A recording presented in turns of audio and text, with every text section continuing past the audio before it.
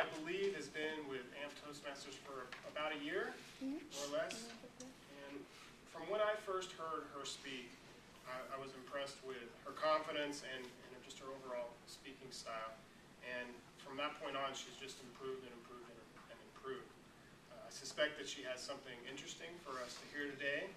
And as Tracy said, the title of her speech is The Sound of Music. Please give a warm welcome to Starla Espinoza.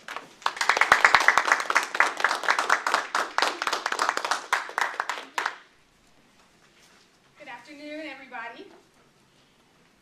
By a show of hands, who agrees with me when I say that I love music? Right on. That's a little contemporary, I think, if I understand that word correctly. Today, I want to talk to you about my musical testimony. I plan to talk about my favorite musical instrument and how I learned to play it. My favorite musical instrument has a total of 88 ebony and ivory keys. There are 36 ebony keys to be exact, and 52 ivory keys. I am speaking of the piano. The piano's origin, I believe, originates in Italy. And it was referred to initially as forte piano. Forte meaning loud, and piano meaning soft. I have always loved the piano ever since I was a little girl. I've always wanted to take piano lessons.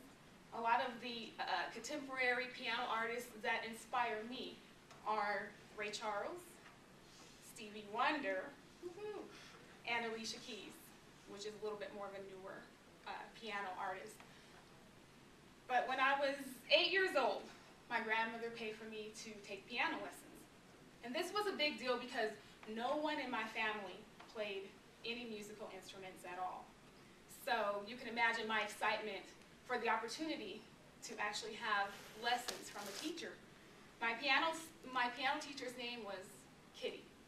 I almost said Miss Kitty because I can't help it, but her name really was Kitty. It was a little old lady, and she was great. 6 weeks into the lesson, though, I began to lose interest. Why wasn't I playing like Stevie Wonder yet? Or Elton John? Hello. Not only that, but the upcoming recital had me terrified.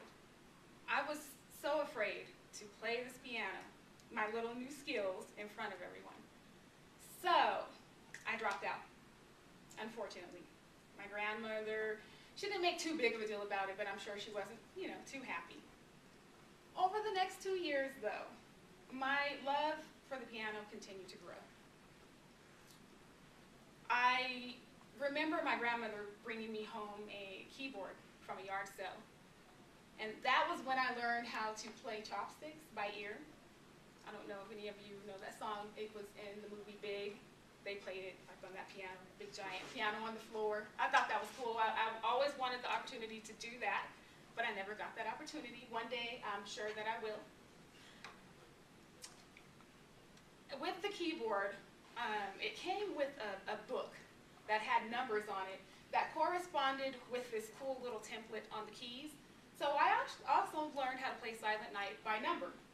It was Silent Night, also known as 5, 6, 5, 3 in my mind. And every time I hear Silent Night, it's 5, 6, 5, 3. No, anyway,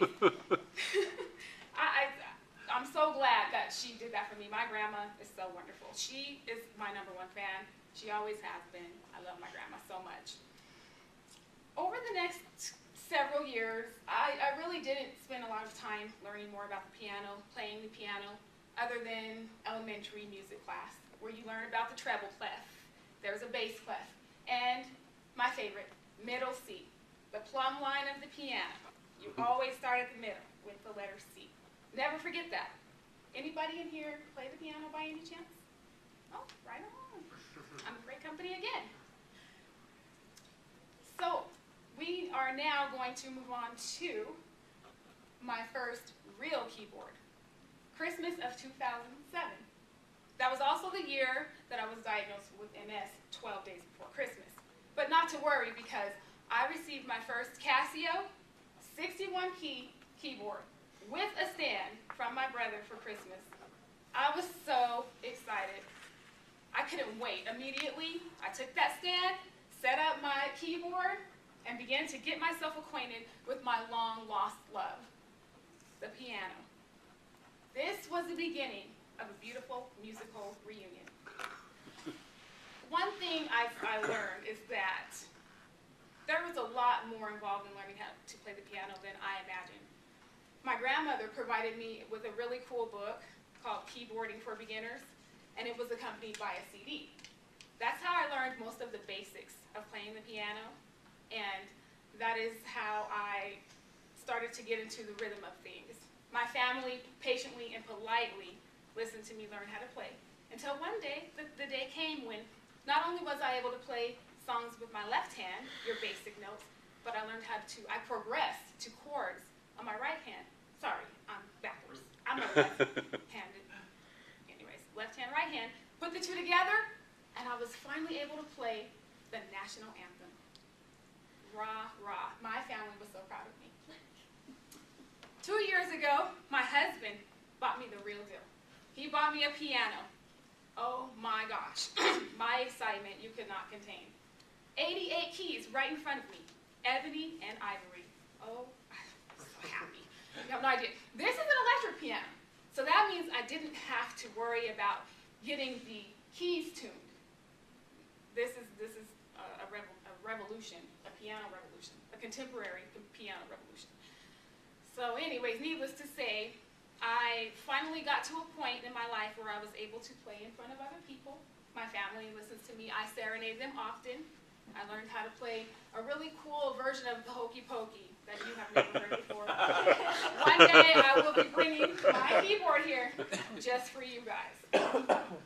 So all of that to say that no matter what, anything and everything is possible if you put your mind to it. And it just reminds me of public speaking.